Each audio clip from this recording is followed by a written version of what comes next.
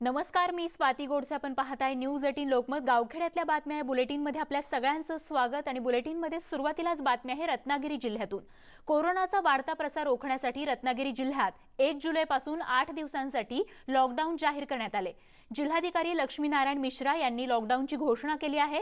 Break the chain या पॅटर्ननुसार हा lockdown असणार आहे. तर जिल्ह्यातील सर्व बाजारपेठा पूर्णपणे बंद राहणार आहेत. शिवाय अत्यावश्यक सेवा वगळता वाहतूक देखील बंद ठेवण्यात येणार आहे. आणि याच संदर्भात त्या ठिकाणचा आढावा घेतला आमचे प्रतिनिधी स्वप्नील घाग यांनी. कोरोनाचा वाढता प्रसार लक्षात घेता रत्नागिरी जिल्ह्यामध्ये 1 जुलैपासून पुन्हा लॉकडाऊनची घोषणा करण्यात आलेली आहे. रत्नागिरी जिल्ह्याचे जिल्हाधिकारी डॉक्टर लक्ष्मीनारायण मिश्रा यांनी ही माहिती दिलेली आहे.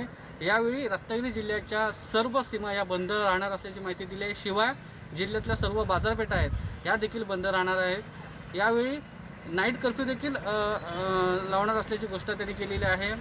कोरोनाचा जो वाढता प्रसार आहे ह्या कोरोनाची चेन तोडण्यासाठी ब्रेक द चेन या पॅटर्नखाली त्यांनी हा लॉकडाऊन असल्याचं जाहीर केलेलं आहे.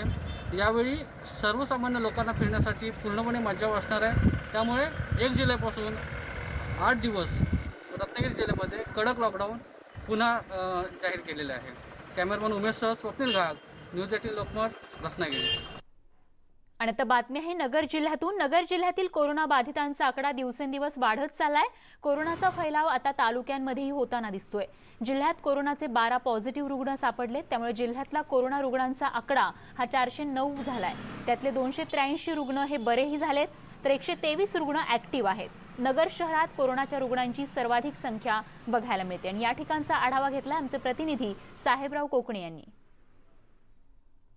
अहमदनगर जिल्ह्यामध्ये कोरोना बाधितांची संख्या दिवसेंदिवस वाढत चालली आहे. गेल्या 8 दिवसापासून रोज 20 ते 22 रुग्ण जिल्ह्यात सापडत आहे. आणि प्रामुख्याने अहमदनगर शहरामध्ये याची संख्या जास्त आहे. अहमदनगर जिल्ह्यात जवळपास 409 पेशंट सापडले आहेत. त्यापैकी 283 पेशंट हे घरी गेले असून 123 जणांवर अहमदनगरच्या बूथ हॉस्पिटलमध्ये उपचार सुरू आहे. परंतु अहमदनगर शहरामधील जे मेन बाजारपेठ आहे त्या बाजारपेठेमध्ये काही रुग्ण सापडल्यामुळे अहमदनगर व्यापारी असोसिएशनने मुख्य बाजारपेठ जी आहे खाऊक बाजारपेठ ती आज बंद केलेली आहे.